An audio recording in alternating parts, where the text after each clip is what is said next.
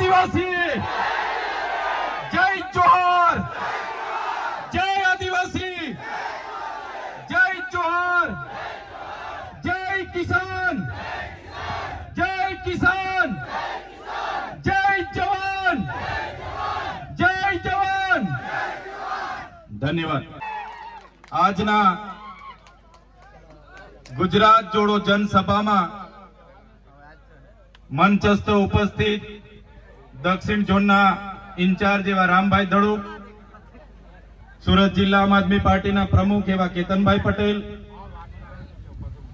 मांगरोल विधानसभा प्रभारी एवं स्नेहलभाई वसावा, साथे उमरपाड़ा तालुका प्रमुख एवं रणजीतभाई, मांगरोल तालुका प्रमुख एवं शिरीषभाई, साथे आम आदमी पार्टी डेडियापाड़ा नर्मदा जिला उपप्रमुख एवं देवेंद्रभाई, जनरल सेक्रेटरी एवं दयारामभाई, मांडवी थी अहींया उपस्थित थयेला बेन श्री साइनाबेन, रुस्तमभाई, व्याराथी पधारेला जीमीभाई, अखिलभाई अने मंचस्थ तमाम महानुभावो, साथे आजुबाजुना गामोमांथी मोटी संख्या में पधारेला मारा पिता तुल्य वडीलो, मारा माता तुल्य मारी माताओ, मारी बहनों અને મારા યુવાન મિત્રો બધાને ચૈતર વસાવાના જોહાર કરું છું, સૌને મારા નમન કરું છું।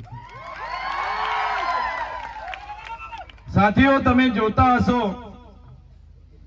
કે 30 વર્ષ સુધી ભારતીય જનતા પાર્ટીને આપણે તક આપી અને આજે ભારતીય જનતા પાર્ટીના नेताओ જ્યારે આદિવાસી માટે બોલવાનું થાય, એસસી માટે બોલવાનું આવે, ઓબીસી માટે કઈ અવાજ ઉઠાવવાની વાત હોય કે માઇનોરિટી માટે કઈ વાત મૂકવાની હોય તો કોઈ પણ નેતા આજે બહાર આવવા માટે તૈયાર નથી, બોલવા માટે તૈયાર નથી। આ નેતાઓને એમની ટિકિટની પડેલી છે ત્યારે આજે ઉપસ્થિત મારા તમામ વર્ગના વડીલો અને માતા બહેનોને કહેવા માંગુ છું, હવે કોઈના સંબંધ, હવે કોઈની શરમ રાખવાની નથી। આવનારી ચૂંટણીમાં તમારે બધાએ ઝંપલાવવાનું છે અને એ લોકોને સત્તામાંથી તમારે બધાએ દૂર કરી દેવાનું છે। તમે જ રાજકારણથી દૂર ભાગતા રહેશો, તમે જાહેર જીવનમાં આવવાથી શરમાશો, તમને થશે કે હું તો ગરીબ છું, આદિવાસી છું, મારી પાસે પૈસા નથી, ભાજપના નેતાઓ બહુ માલદાર છે, મેં કઈ રીતના લડું, મેં એમની સામે પહોંચી ના વળું। तो आ तमारी सामे चैतर वसावा छे, एमने जोई लो। चैतर वसावा तमारा जेवा ज एक सामान्य परिवार मांथी आवे छे। मारा परिवार में कोई राजनीति में नहोतुं। हूँ उमरपाड़ा तालुका में ग्राम सेवक अने विस्तरण अधिकारी तरीके नौकरी करतो तो अने त्यारे मैं जोयुं के भाजपना नेताओ तो बधा भणेला गणेला कई छे नथी, एमना करता तो हूँ सारू भणेलो छूं अने आ नेताओना आदेशो अमारे मानवाना, नेताओना केवुं काम अमारे करवानुं अने पछी मैं राजीनामું मूकी दीधुं अने राजनीति में आवी गयो। आज डेडियापाड़ा अने सागबारा जनता ने तमे ताळीओथी वधावी दो के मने धारासभ्य बनावी दीधो छे। एटला माटे डेडियापाड़ा अने सागबारानी जनताने याद करवी पड़े के भारतीय जनता पार्टीना वचनों में आव्या वगर, भारतीय जनता पार्टी ना लोभ लालच में आव्या वगर, कोईना पैसा में आव्या वगर, कोईना दारू अने चवणा में आव्या वगर अमारी डेडियापाड़ा अने सागबारानी जनता अमारा जेवा युवा नेताओने धारासभ्य में चूंटीने गांधीनगर मोकल्या छे। एटला माटे डेडियापाड़ा अने सागबारानी जनताने अभिनंदन आपवा पड़े के डेडियापाड़ा ने सागबारा में तलाटीओ नहोता मळता, डेडियापाड़ा ने सागबारा में ज्यारे टीडीओ ना मळे, ग्राम सेवक ना मळे अने ज्यारे डेडियापाड़ानी जनताए अमारो सहकार लीधो, अमने समर्थन आप्युं त्यारे नरेंद्रभाई मोदी ने डेडियापाड़ा में आववुं पड्युं अने डेडियापाड़ा में नरेंद्र मोदी ना भीड़ भेगी करवा माटे, नरेंद्रभाई मोदी नी भीड़ भेगी करवा माटे एमना मुख्यमंत्री, एमना नायब मुख्यमंत्री, एमना मंत्रीओ, एमना तंत्रीओ, संत्रीओ, जंत्रीओ, धारासभ्य, सांसदों गलीए गलीए फरता थई गया,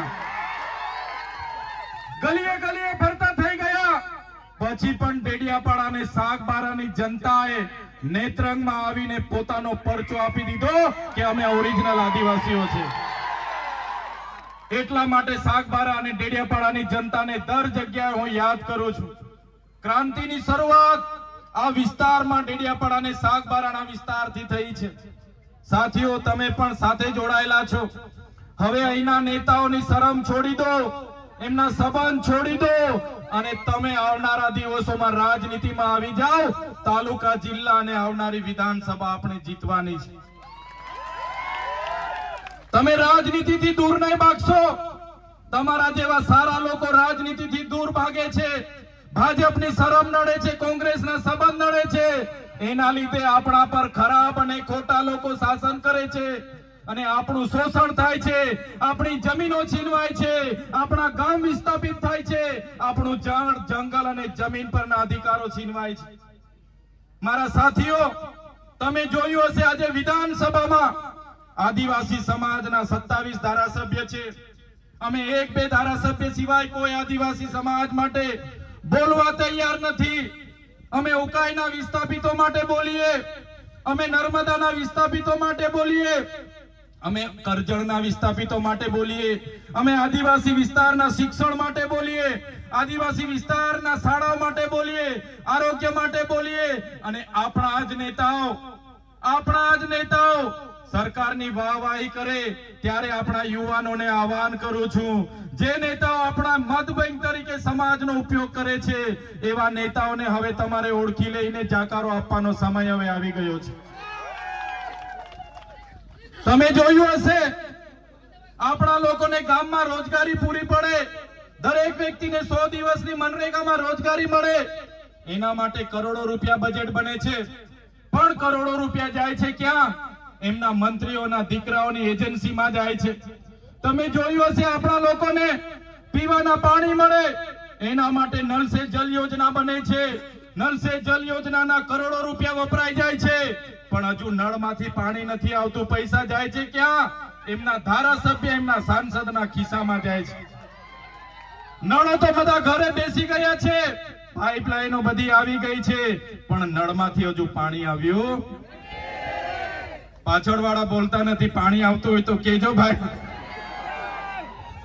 પાણી આવતું?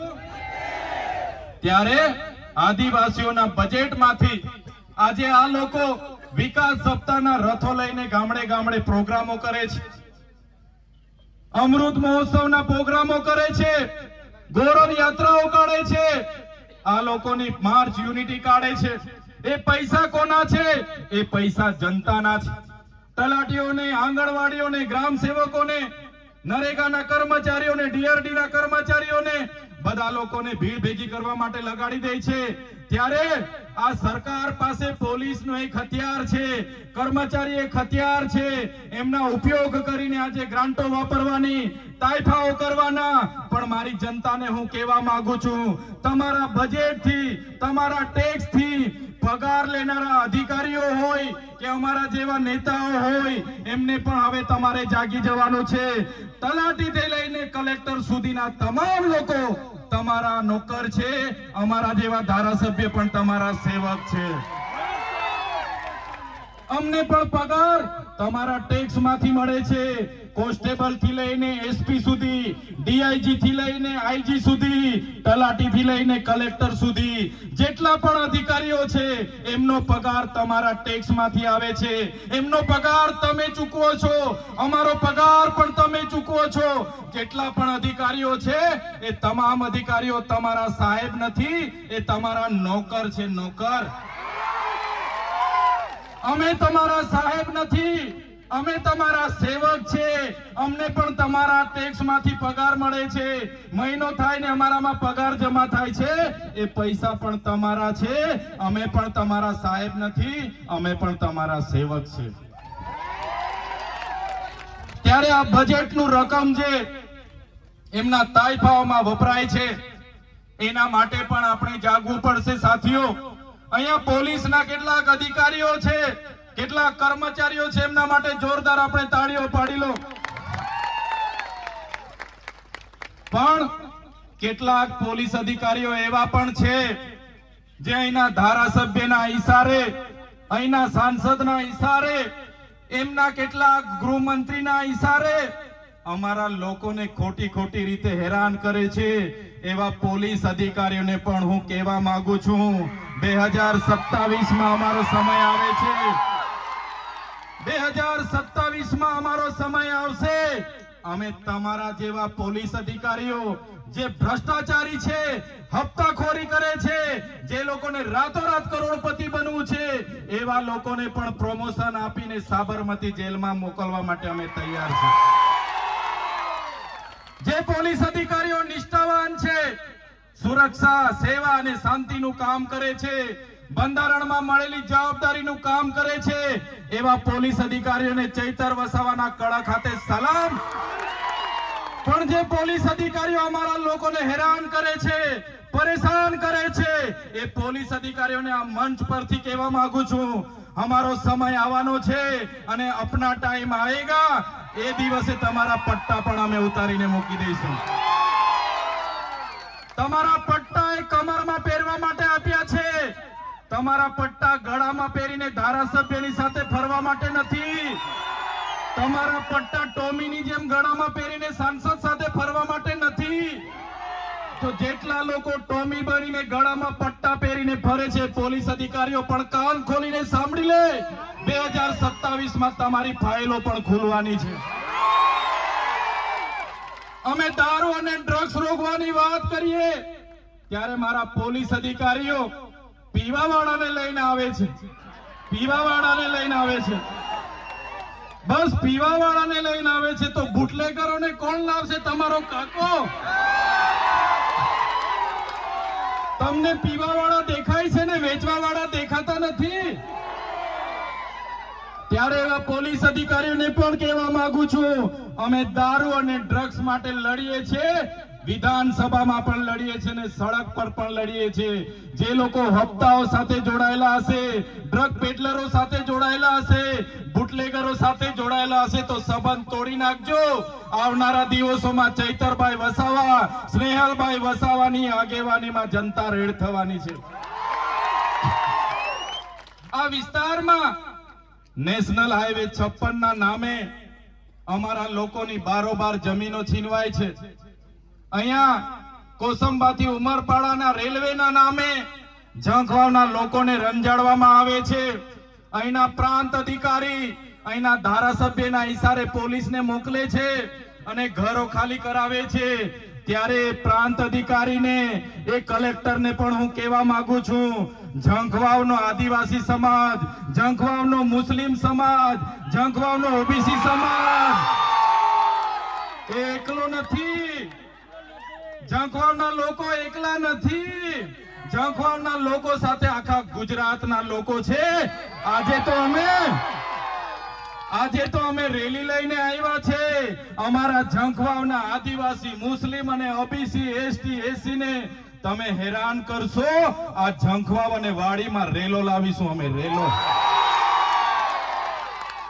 અહીંયા ઉમરપાડામાં 70,000 હેક્ટરમાં અભયારણ્ય લાવવા માટે આપણા નેતા ગાંધીનગર આટા મારે છે કે અભયારણ્ય લાવવું છે. ત્યારે નેતાને કહેવા માંગુ છું, આ જંગલ એ આદિવાસીઓએ સાચવેલું અમારું જંગલ છે. તમારું અભયારણ્ય લાવવાની વાત તમે અહીંયા કરતા નહીં, બાકી તમારું જંગલ ખાતું પણ અહીંયા નજરે નહીં પડશે. 1 વર્ષ પહેલા મારા ડેડિયાપાડામાં આ બાજુના કોઈ મંત્રી હતા, 400 કરોડ પ્રોજેક્ટ લઈને માલ સામોટમાં આવ્યા હતા. એમની પૂછી લેજો હું હાલ થાય છે. ઊભી પૂછડીએ ભાગવું પડ્યું, આજ દિન સુધી દેખાયા નથી. ઓલપાડના હતા, અમારે ત્યાં વિકાસ વિકાસ કરતા કરતા આવ્યા હતા. માલ સામોટમાંથી એવા તગડેલા છે કે હજુ દેખાતા નથી. ત્યારે અભયારણ્યના નામે, નેશનલ હાઈવે 56 ના નામે, રેલવેના નામે અને જે સોલાર ઉર્જાનો પ્રોજેક્ટ લાવવાના નામે અમારા લોકોને છંછેડ છો, તો આ વિસ્તારના ધારાસભ્ય અને આ વિસ્તારના સાંસદ નેતા અમે રેલો લાવી દઈશું. રેલો આ ધારાસભ્ય અને સાંસદનો એમની સરકારમાં કઈ ઉપજતું નથી ભાઈ. કોઈ બોલવા તૈયાર નથી. આ તો પેલા ઢુકઢુકિયા વાળા રમકડાની જેમ છે, ચાવી ફેરવે એટલું જ બોલે છે. એમની સરકારમાં કોઈનું ચાલતું નથી। આ બાજુના વિધાનસભામાંથી એક મંત્રી હતા, બહુ અહીંયા પાવર કરતા હતા સરકારમાં।